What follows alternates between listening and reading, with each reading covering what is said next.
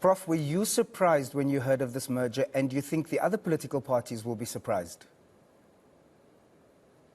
I'm not exactly sure that one should be surprised. I think what forced them into this is the fact that they didn't do well in last year's election. As I said, in total, only 1%. And the party like Rise Mzansi, there were huge expectations for them.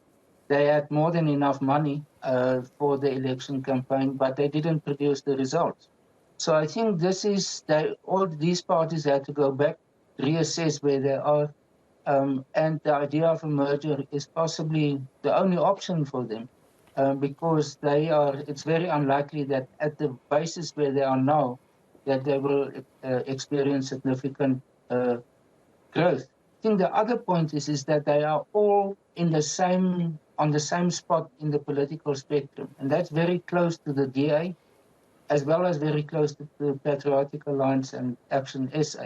So it's a bit of a congested area on the political spectrum, and to be able to consolidate their strengths and their support, that do make sense. But as you indicated right in the beginning, it's only going to be at local government level for the next 4 years until 2029, when the parties, if they still wish to do it, can merge as one party for national and provincial elections.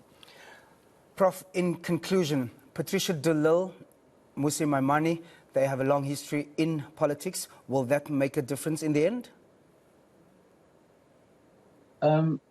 Yeah, that's a tricky question. Mmusi Maimane, strictly speaking, is supposed to do it.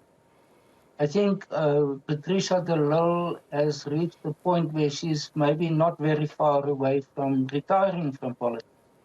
Rise Mzansi, as I said earlier on, there was very high expectations about them, and they have, I would say, quite a lot of support, maybe even from the business community, the Rivonia Circle, Johannesburg, all of that, but they didn't produce the results ultimately. So I think what we are seeing here is, as I said, that motivates the merger, but whether they will continue in their current form for